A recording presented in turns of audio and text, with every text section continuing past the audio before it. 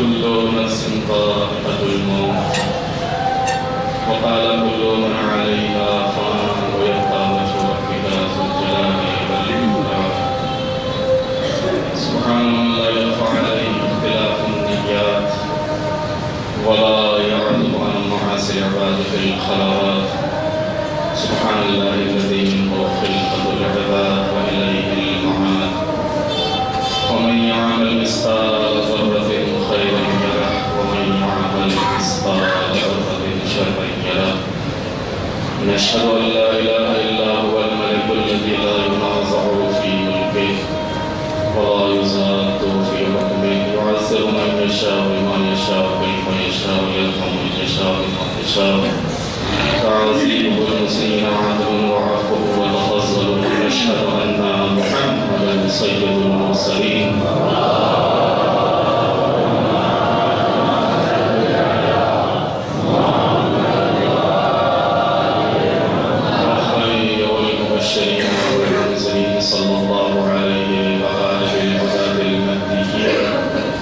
من ركب سفينته النجا واهتدى ومن تخلف عنها سلى فغرق وغوى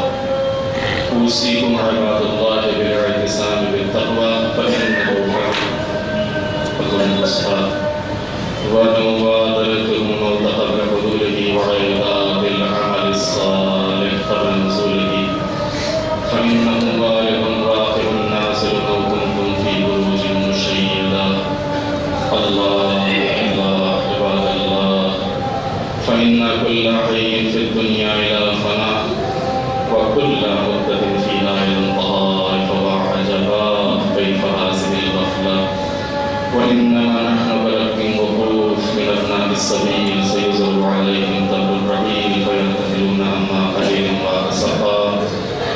بلا مدى قربنا في دار بالبلاء محفوظة بالبدر معروفة لا يزال أحوالها ولا يسلم الأصدار عيش فيها مسموم والمعان فيها معدوم كيف لا تحبهم وإخوانهم فاسمهم دون برزق سبيلا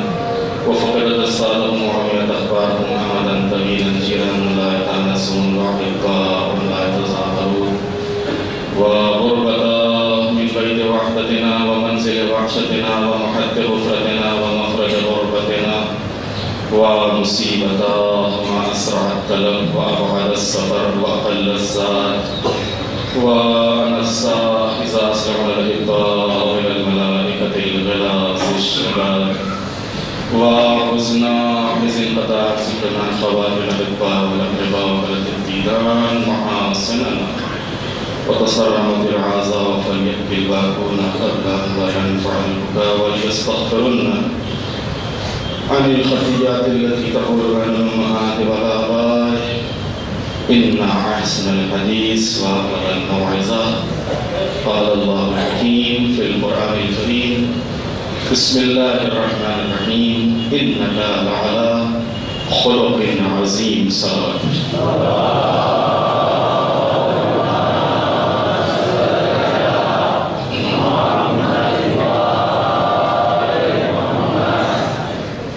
پروردگار عالم اپنی محترم شان کتاب قرآن مجید میں اپنے حبیب کی شان بیان کرتے ہوئے ارشاد فرما رہا ہے انک علی خلق عظیم ہم نے آپ کو اخلاق کے عظیم درجے پر فائز کیا ہے معصومین علیہ السلام نے اخلاق کے سلسلے میں جو حدیثیں بیان فرمائی ہیں ان میں سے اخلاق کے دنیاوی فائدے اور اخلاق کے اخروی فائدے اگر ایک انسان اچھا اخلاق اختیار کرتا ہے تو اس اچھے اخلاق کے دنیاوی فائدے کیا ہیں اور اس اچھے اخلاق کے اخروی فائدے کیا ہیں؟ معصومین نے جو حدیثیں ارشاد فرمائی انہی کے آئینے میں اول دنیاوی فائدے ہیں۔ دنیاوی فائدوں میں جو بھی شخص اچھا اخلاق ساروں برپر اختیار کرتا ہے اس کے نتیجے میں پہلی چیز جو اسے حاصل ہوتی ہے وہ ہے دوستانہ تعلقات میں مضبوطی۔ جو آپسی تعلقات ہوتے ہیں، جو دوستی ہوتی ہے، اس میں اچھے اخلاق کی بنیاد پر مضبوطی آتی ہے۔ دوسرے، اس سے زمینیں آباد اور عمریں طولانی ہوتی ہیں۔ تیسرے، رزق اور روزی میں برکت ہوتی ہے۔ چوتھے، عزت اور بزرگی کا سبب بنتا ہے۔ پانچویں، دشمنی اور کدورتیں ختم ہوتی ہیں۔ یہ 5 ہیں دنیاوی فائدے اچھے اخلاق کے۔ ادب، احترام، اخلاق، اخروی فائدے آخرت میں کیا ملے گا انسان کو؟ معصومین کے انہی حدیثوں کی روشنی میں اول حسن خلق کے سبب یعنی اچھے اخلاق کے سبب قیامت کے دن حساب میں آسانی ہوگی۔ دوسرے، بہشت میں جانے کا سبب بنے گا اچھا اخلاق۔ تیسرے اور آخری، بلند درجات حاصل کرنے کا سبب ہوگا یہ اچھا اخلاق۔ یعنی اگر انسان کا اخلاق اچھا ہے، اس اچھے اخلاق کی بنیاد پر جہاں حساب میں آسانی ہوگی، جہاں جنت میں جائے گا، وہیں جنت میں انشاءاللہ بلند والا مقامات پر اسے جگہ ملے گی۔ اس مالک کی بارگاہ میں دعا ہے بار الہ ہم سب کو معصومین علیہ السلام کے راستے پر چلنے کی توفیق عطا فرما، ہمارے گناہوں کو معاف فرما، ہمارے امام کے ظہور میں تعجیل فرما۔ بسم اللہ الرحمن الرحیم، انا اعطیناک الکوثر فصل لربک وانحر ان شانئک هو الابتر۔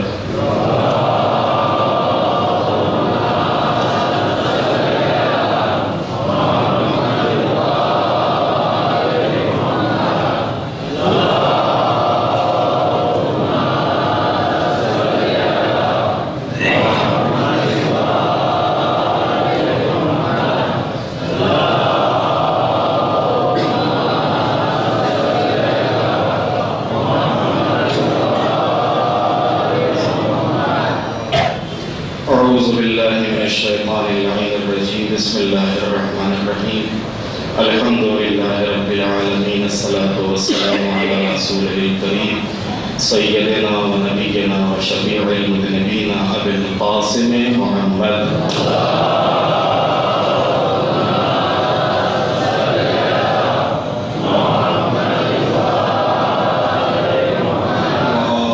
الطيبين الطاهرين المعصومين المظلومين ولعنة الله على أعدائهم أجمعين من يومنا هذا إلى قيام يوم الدين۔ رب اشرح لي صدري ويسر لي أمري واحلل عقدة من لساني يفقهوا قولي، أما بعد فقد قال الله الحكيم في القرآن الكريم، بسم الله الرحمن الرحيم، إن الله وملائكته يصلون على النبي يا أيها الذين آمنوا صلوا عليه وسلموا تسليما۔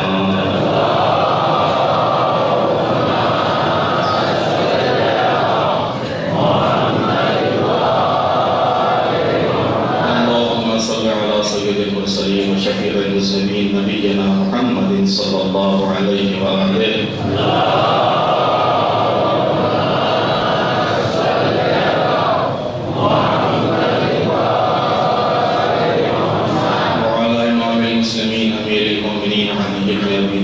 صلوات الله وسلامه عليه۔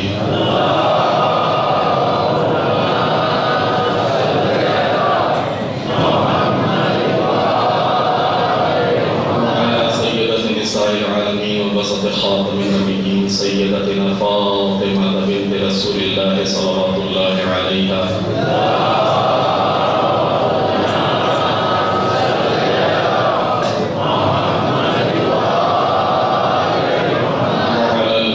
المجتبى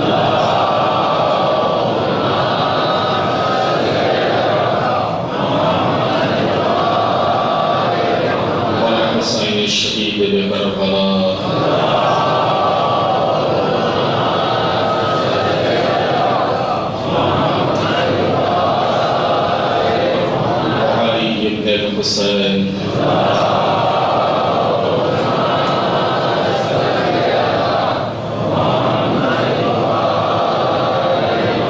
ومحمد بن علی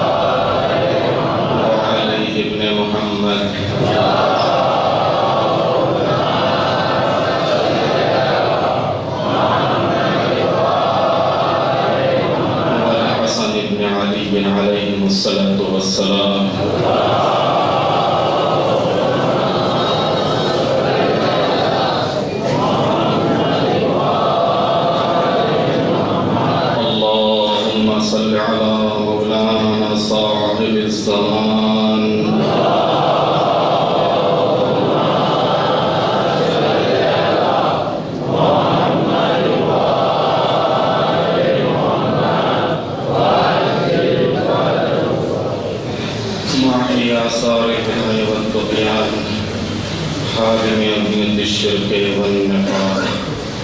صلوات اللہ وسلامہ علیہ اوصیکم عباد اللہ ونفسی بتقوی اللہ۔ میں خود اپنے کو اور آپ سب کو تقوی الہی اور عبادت و اطاعت پروردگار عالم کی وصیت و نصیحت کرتا ہوں۔ نہج البلاغہ کائنہ اور اس موضوع کے تحت خطبوں کے بعد مولا کی وصیتوں اور خطوں کا بیان ہے، اور انہی خطوں میں وہ شاندار خط جو آپ نے اس موقع پر تحریر کیا جب جناب مالک اشتر کو مصر کا گورنر بنایا ہے۔ حقیقت میں یہ خط نہیں ہے بلکہ ایک پورا نظام ہے کہ جو مولا امیر المومنین نے اس خط میں سمجھایا اور بتایا ہے۔ اس کا پہلا حصہ پچھلے جمعے میں آپ کی خدمت میں پیش ہوا تھا، اور اسی کے آگے مولا مالک اشتر کو نصیحت کرتے ہوئے فرماتے ہیں اگرچہ یہ نصیحت مالک کے نام ہے، یہ خط مالک کے نام ہے، لیکن جو جملے اس خط میں ہیں یہ اس بات کو متقاضی ہیں کہ ایسا نہیں ہے کہ ہم یہ سوچ لیں کہ یہ تو صرف مالک کے لیے مولا نے کہا تھا اور ہمارے اوپر کوئی فریضہ یا کوئی عائد نہیں ہوتی، نہیں، بلکہ ہر جملے کو دیکھیں اور ہم کہاں ہیں، اور آیا ہماری کوئی ذمہ داری بنتی ہے کہ نہیں بنتی ہے، اور کہیں یہ جو مولا کی وصیتیں اور مولا کے خط کے ہمارے ہی نام تو نہیں ہے۔ لہذا اس آئینے میں آپ اس خط کو سماعت فرمائیں۔ پہلا حصہ پیش ہوا تھا، دوسرا حصہ میں نے عرض کیا تھا کہ خط طولانی ہے، شاید ابھی 2-3 جمعوں میں اور بھی یہ خط انشاءاللہ بیان ہوگا۔ مولا اسی کے آگے فرماتے ہیں کہ دیکھو اپنے مشورے میں کسی کنجوس کو شامل نہ کرنا، اپنے مشورے میں کسی کنجوس کو شامل نہ کرنا۔ کہ کیوں؟ مولا ریزن بتا رہے ہیں کہ وہ تم کو فضل و کرم کے راستے سے ہٹا دے گا اور غربت کا خوف دلاتا رہے گا کہ اگر تم نے یہاں خرچ کر دیا تو مال چلا جائے گا، تمہارا کاروبار ڈاؤن ہو جائے گا، یہ ہو جائے گا، وہ ہو جائے گا، لہذا تم کو ہر نیک راستے میں خرچ کرنے سے روکتا رہے گا، لہذا کنجوس سے مشورہ مت کرنا، اور اسی طرح بزدل سے مشورہ نہ کرنا۔ کمزور دل سے، ڈرپوک سے، اس لیے کہ وہ ہر معاملے میں تم کو کمزور بنا دے گا، ہر وقت تم کو ڈراتا رہے گا۔ اور دیکھو حریص یعنی لالچی سے بھی مشورہ نہ کرنا کہ وہ ظالمانہ طریقے سے مال جمع کرنے کو بھی تمہاری نگاہوں میں آراستہ کر دے گا، جہاں سے بھی آئے لے لو، ظلم کی بنیاد پر ہو یا حرام کی بنیاد پر ہو یا ناجائز طریقے سے ہو، اس لیے کہ وہاں پر حرص، لالچ، ہوس اور یہ بخل، یہ بزدلی اور یہ لالچ اگرچہ الگ الگ جذبات اور خصلتوں کا نام ہے، بڑی پیاری بات ہے، سنیے گا، اگرچہ یہ تینوں عادتیں الگ الگ ہیں، بزدلی ایک الگ عادت ہے، لالچ ایک الگ عادت ہے، اور اسی طریقے سے کنجوسی ایک الگ عادت ہے، لیکن ان سب کا قدر مشترک، ان سب کی جڑ، ان سب کی بنیاد پروردگار سے سوء ظن، بدظنی کی بنیاد پر ہے، کیونکہ بندہ اللہ کے اوپر یقین اور ایمان اور اعتماد اور بھروسہ نہیں رکھتا اور اللہ کے سلسلے میں بدگمان ہے، اس وجہ سے کنجوسی بھی اختیار کرتا ہے، بزدلی بھی اختیار کرتا ہے، اور یہ ساری خرابیاں اس کے اندر پیدا ہوتی ہیں، جس کے بعد ان عادتوں کا ظہور ہوتا ہے، یہ عادتیں ظاہر ہوتی ہیں۔ اور دیکھو تمہارے پروردگار اور دیکھو تمہارے وزیروں میں، تمہارے مشاوروں میں، تمہارے وزیروں میں سب سے زیادہ بدتر، توجہ کیجیے گا، تمہارے وزیروں میں سب سے زیادہ بدتر وہ ہے جو تم سے پہلے اشرار یعنی برے لوگوں کا وزیر رہ چکا ہو اور ان کے گناہوں میں شریک رہ چکا ہو، لہذا خبردار ایسے افراد کو اپنے خاص لوگوں میں شامل نہ کرنا، جو برے لوگوں کے مشاور رہ چکے ہوں، جو برے لوگوں کے ساتھ حکومت میں رہ چکے ہوں، یہ ظالموں کے مددگار اور خیانت کاروں کے بھائی بند ہیں، اور تمہیں ان کے بدلے بہترین افراد مل سکتے ہیں جن کے پاس انہی جیسی عقل اور کارکردگی ہو اور ان کے جیسے گناہوں کے بوجھ اور خطاؤں کے انبار نہ ہو ان کی گردنوں کے اوپر، اور نہ انہوں نے کسی ظالم کی اس کے ظلم میں مدد کی ہو اور نہ کسی گناہ میں ساتھ دیا ہو۔ یہ وہ لوگ ہیں جن کا بوجھ تمہارے لیے ہلکا ہوگا اور یہ تمہارے بہترین مددگار ہوں گے اور تمہاری طرف محبت کا جھکاؤ بھی رکھتے ہوں گے اور اخیار سے انس و الفت اور محبت بھی نہ رکھتے ہوں گے۔ انہی کو اپنے مخصوص اجتماعات میں اپنا مصاحب قرار دینا، اپنا ساتھی قرار دینا، اور پھر ان میں بھی سب سے زیادہ حیثیت ان جو صاحبان تقویٰ اور نیک لوگ ہیں، ان صاحبان تقویٰ میں بھی، ان نیک لوگوں میں بھی سب سے زیادہ حیثیت اسے دینا جو کڑوے حق کو کہنے کی زیادہ ہمت رکھتا ہو۔ اللہ اکبر، آسان نہیں ہے حق کا اعلان، حق بات کو بیان کر دینا، حق کو عام کر دینا۔ لہذا یہ جو ہم نے تم سے بتایا کہ تم نیک لوگوں کا ساتھ پکڑنا اور صاحبان تقویٰ کو ساتھ میں لے کے چلنا، ان میں بھی اس کو تم زیادہ اہمیت دینا، اس کا تم زیادہ سمان کرنا، کہ جو کڑوے حق کو بیان کرنے کی زیادہ ہمت رکھتا ہو اور اپنے اولیاء کے لیے پسند کرتا ہو، چاہے وہ تمہاری خواہشات سے کتنی زیادہ میل کیوں نہ کھاتی ہوں۔ اپنا قریبی رابطہ اہل تقویٰ کے ساتھ اور اہل صداقت کے ساتھ رکھنا، سچے لوگ اور پرہیزگار لوگ وہ تمہارے ساتھی ہونا چاہیے، اور انہی میں اس بات کی اور انہیں بھی اس بات کی تربیت دینا کہ بلا سبب تمہاری تعریف نہ کریں، کہ معلوم خواہ مخواہی کوئی کام نہ کار چاپلوسی کی بنیاد پر بس واہ واہ واہ واہ واہ واہ واہ واہ واہ کے چلے جا رہے ہیں۔ ان کو بھی تم اس بات کی ترغیب دینا، یہ تو صاحبان تقویٰ اور نیک لوگ جن سے تم قریب میں ہو یا وہ تم سے قریب میں ہیں، ان کو بھی تربیت دینا کہ وہ خواہ مخواہی تمہاری واہ نہ کریں، خواہ مخواہی تمہاری تعریف نہ کریں، اور کسی ایسے بے بنیاد عمل کا غرور نہ پیدا کرنا جو تم نے انجام نہ دیا ہو، کہ زیادہ تعریف سے غرور پیدا ہو جاتا ہے، اور غرور انسان کو سرکشی سے قریب کر دیتا ہے، بغاوت پیدا کر دیتا ہے انسان کے اندر غرور۔ دیکھو خبردار، نیک کردار اور بد کردار تمہارے نزدیک برابر نہ ہو، اللہ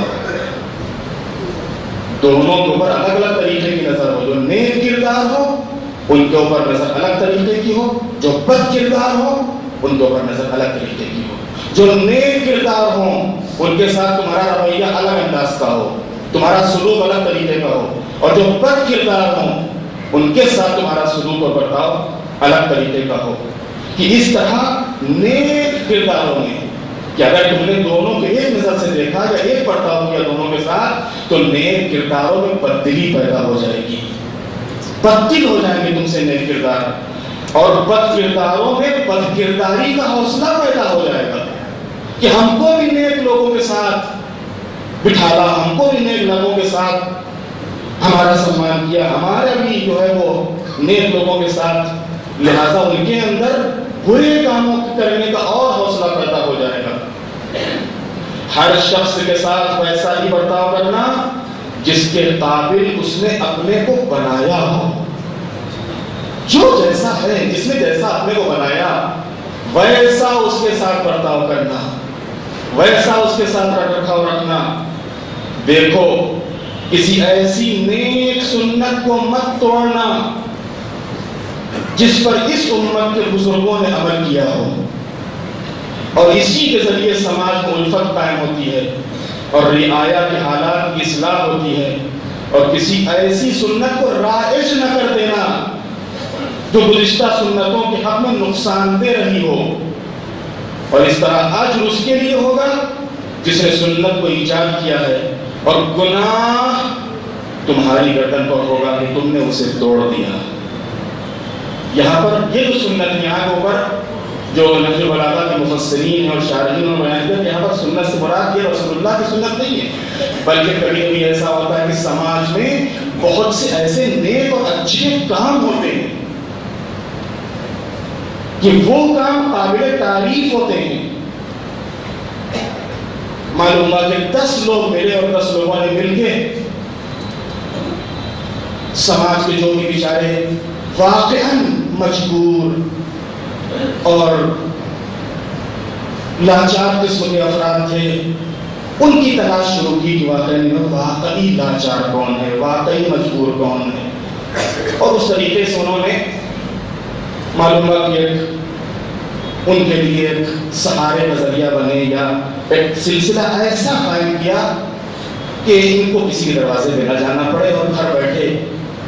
ان بیچاروں کو جن کا کوئی سہارا نہیں، بیچارہ مجبور ہے، پہلے ٹوٹے ہوئے گھر سے باہر نکل نہیں، کام کاج نہیں کر سکتا، کہاں جائے گا بیچارہ، کیا کام کرے گا، دونوں ہاتھ کٹے ہوئے ہیں، یہ بیچارہ کچھ نہیں کر سکتا ہے،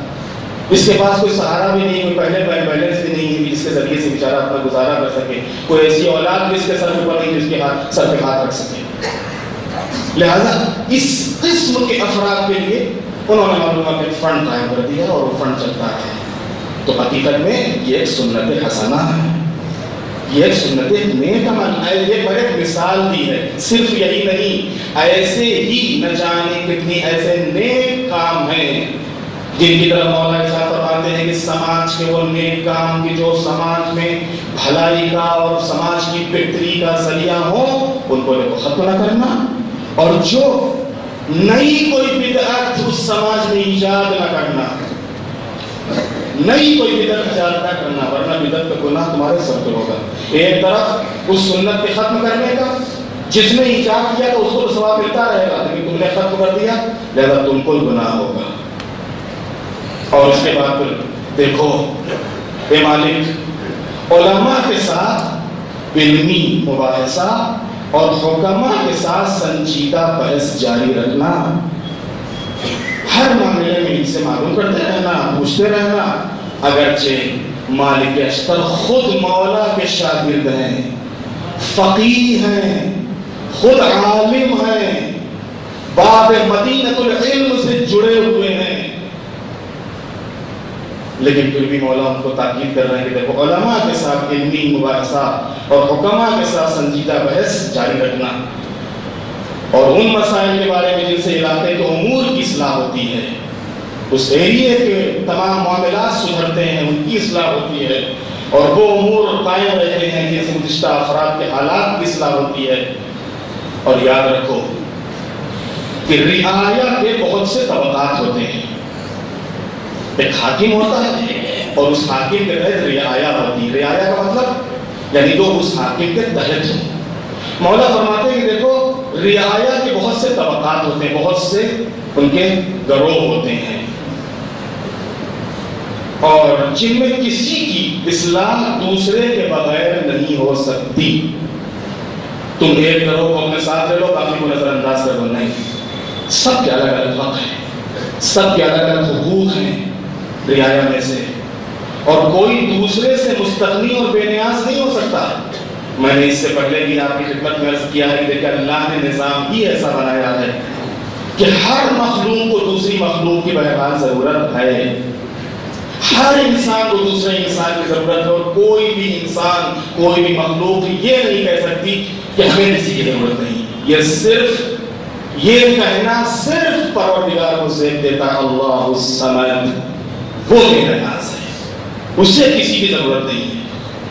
باقی مخلوق سب کو ایک دوسرے کی احتیاط ہے، سب کو ایک دوسرے کی ضرورت ہے۔ لہذا مولا فرماتے ہیں کہ یاد رکھو کہ رعایا کے بہت سے طبقات ہیں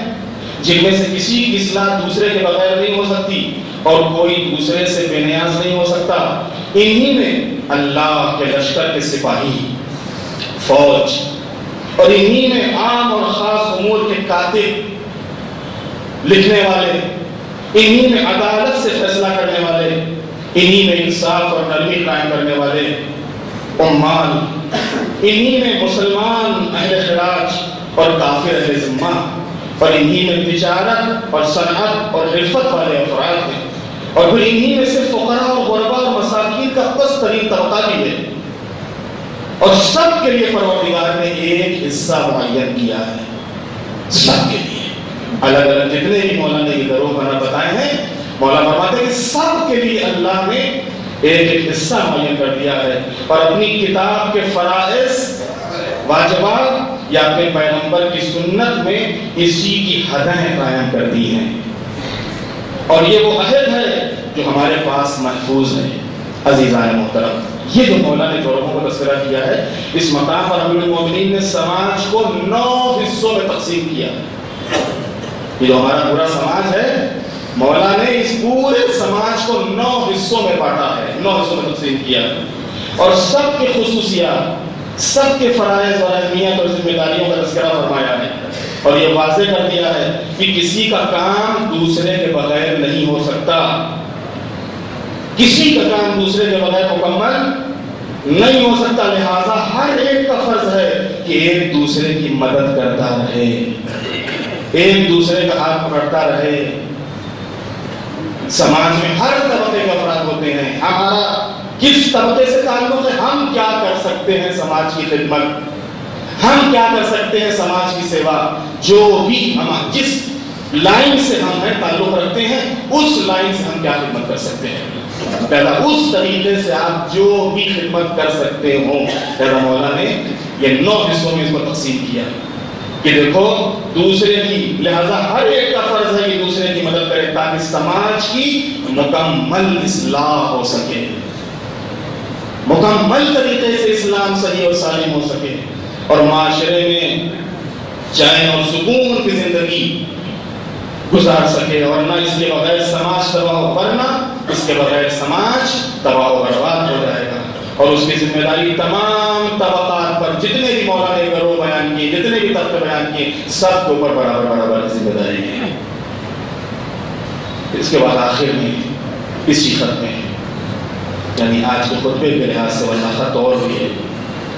فوجیوں کا تذکرہ کیا ہے، فوجیوں کی ذمہ داریوں کو بیان کیا ہے، فوجیوں کی اہمیت کو بیان کیا ہے،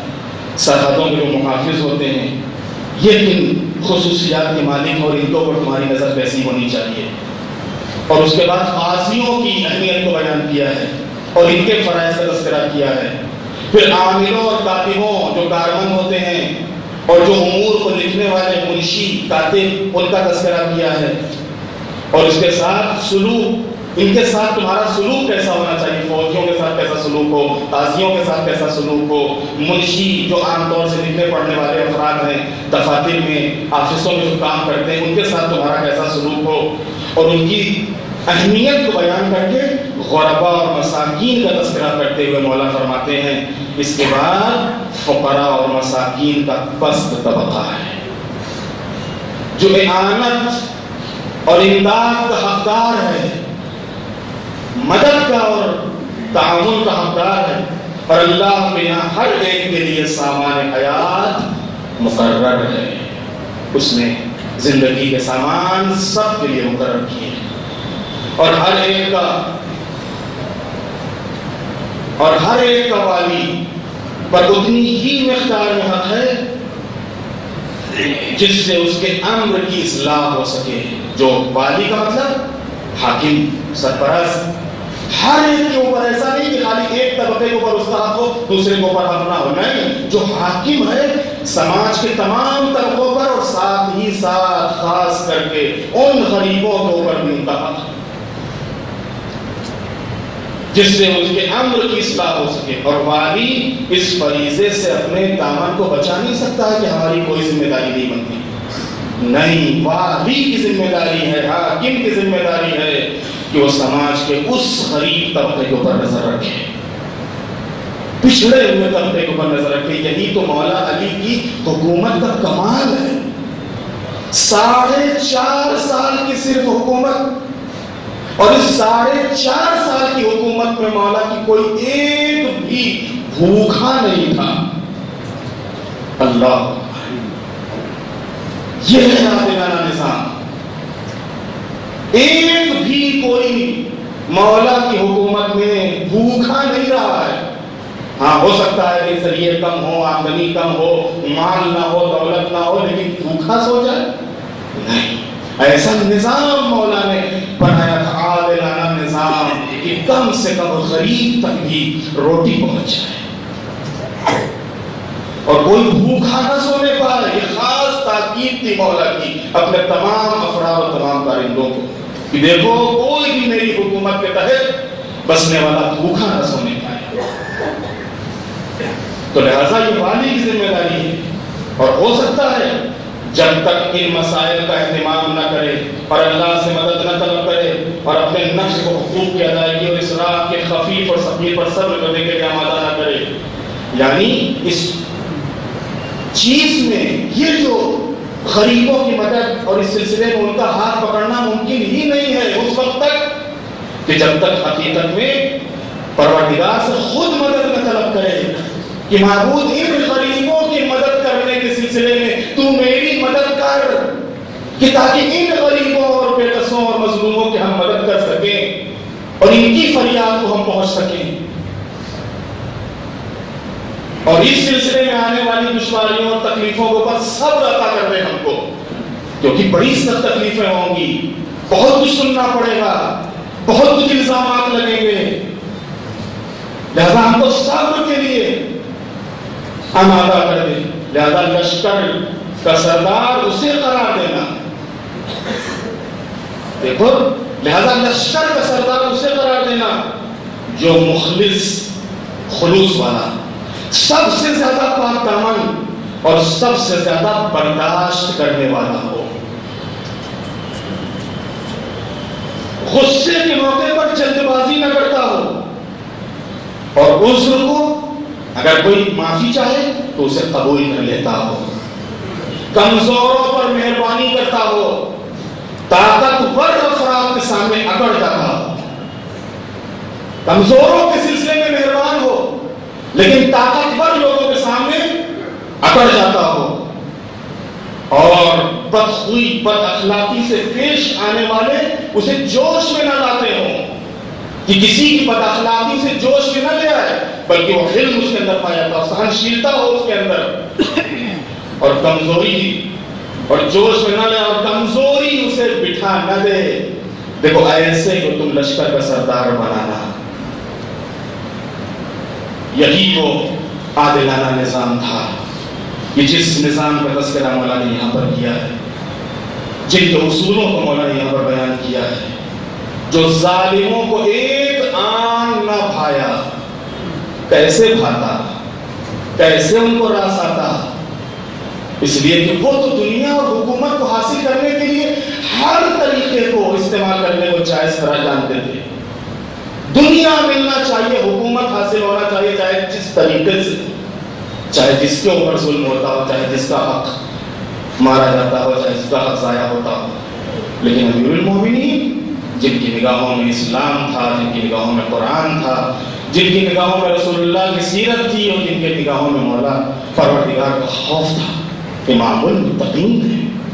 لہذا وہ ہر طریقہ حکومت کو اختیار کرنے کے لیے اور دنیا کو حاصل کرنے کے لیے نہیں اختیار کر سکتے تھے۔ یہی وجہ تھی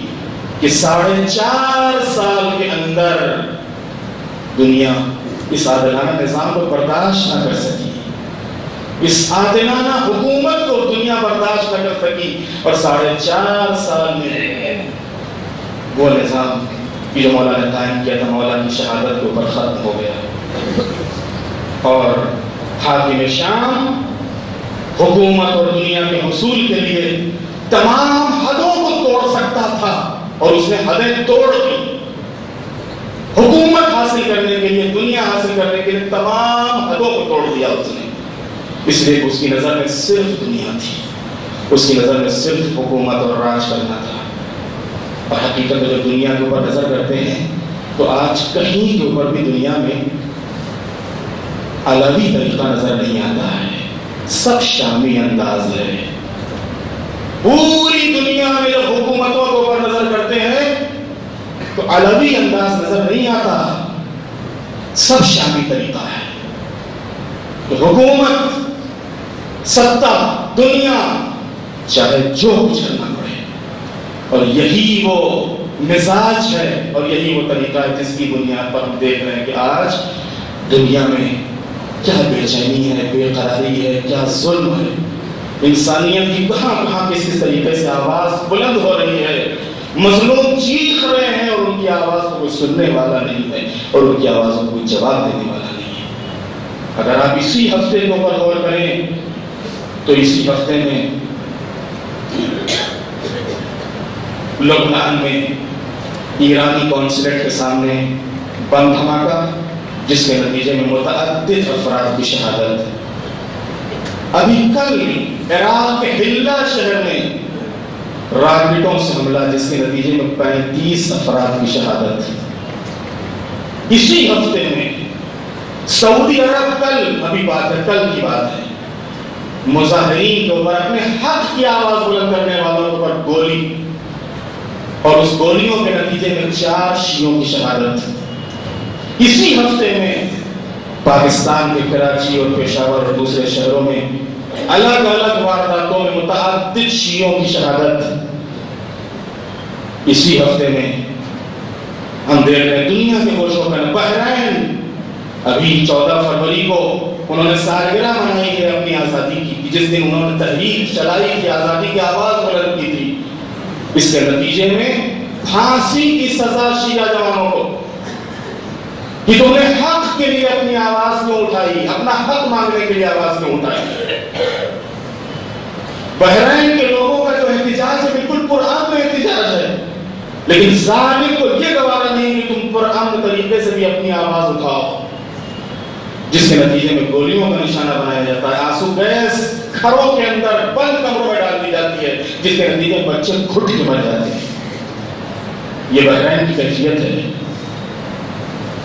یہ غیر عادلانہ نظام۔ آپ نے سنا ہوگا کہ 2 مہینے 3 مہینے پہلے ایران سے امریکہ کی ڈیل ہوئی تھی اسی ایٹمی میلاد کے موقع کے اوپر، دنیا کے 6 طاقتور ملکوں میں، جن میں امریکہ بھی شامل تھا، ابھی سب تو اپنی جگہ پر قائم ہے، امریکہ پس و پیش میں ہے کہ اس ڈیل کو قائم رکھیں کہ توڑ دیں، قائم رکھیں کہ توڑ دیں، بہانے تلاش کر رہا ہے کہ کیسے پھر بہانہ لایا جائے اکنامک پابندی لگانے کا، اکنامک بینڈ لگانے کا۔ اس لیے اس سے پہلے جو قرارداد ہوئی تھی اس کے نتیجے میں بڑا اچھا رزلٹ سامنے آیا دنیا کے سامنے، اور ایران نے بھی ثابت کر دیا کہ دیکھو ہمارا جو بھی ایٹمی پلان ہے پورا پرامن طریقے سے، ہم ایٹمی بم کو حرام جانتے ہیں۔ یاد ہے خامنئی کا فتویٰ ہے ایٹم بم بنانا ہی حرام ہے، اور ان کی آواز تو یہ ہے کہ دنیا میں جتنے بھی ایٹم بم ہیں سب ختم کیے جائیں تاکہ دنیا پرامن ہو۔ صرف ایران میں ہی نہیں، لیکن ان کو معلوم ہے کہ ہاں یہ کبھی نہیں کریں گے یہ کام، ان کا دین، ان کا مذہب نہیں اجازت دیتا اس بات کی کسی کو ظلم کریں، لیکن اس کے باوجود جیسا کہ خود اس سے پہلے رہبر ایران نے کہا تھا کہ اگر آج تم ڈیل کر بھی لو گے، ان کی کوئی بات مان بھی لو گے، یہ تم سے سمجھوتا کر بھی لیں گے، کل کسی دوسرے بہانے سے تمہارے اوپر بینڈ لگائیں گے۔ اس لیے کہ ان کے اندر ایک بغض، قرآن کہہ رہا ہے کہ یہود اور نصارہ تمہارے کبھی بھی دوست نہیں ہو سکتے، نہیں ہو سکتے۔ یہ سعودیہ دوستی کر کے خوش نہ ہو، یہ جو گلف کے دوسرے ممالک ہیں آج اسرائیل کی آغوش میں، اسرائیل کی گود میں بیٹھ کے خوش نہ ہو، اس لیے یہ کسی کے سچے ساتھی نہیں ہوئے ہیں، اور جنہوں نے ان کو اپنی گود میں بٹھالا انہیں کے پیٹ میں انہوں نے خنجر بھونکا ہے۔ صدام کا کیا حشر کیا، حسنی مبارک کا کیا حشر کیا، قذافی کا کیا حشر کیا، یہ سب امریکہ کے دوست تھے، کس کو بچا پایا؟ یہی حال تو یہ دنیا ہے، دنیا کا نظام ہے۔ بہرحال جو ہمیشہ یاد رکھیے کہ بہرحال مظلوموں کی بھی ایک تاریخ رہی ہے، اور 1400 سال ہو گئے ہم کو تو ظلم برداشت کرتے کرتے، ظلم کے خلاف آواز اٹھاتے اٹھاتے، لیکن یہ بھی طے ہے کہ ایک دن ہمارا ہی ہے، یہ بھی طے ہے کہ ایک دن مظلوموں کا ہی ہے،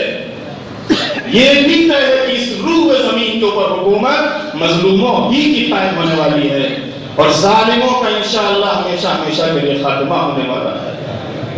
اور وہ دن انشاءاللہ دور نہیں ہے کہ جب یوسف زہرا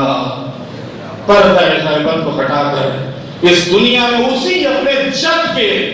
عادلانہ نظام کو قائم کرنے کے لیے اور پرچم اسلام کو لہرانے کے لیے ظاہر ہوگا۔ ایک صلوات بھیجتے ہیں۔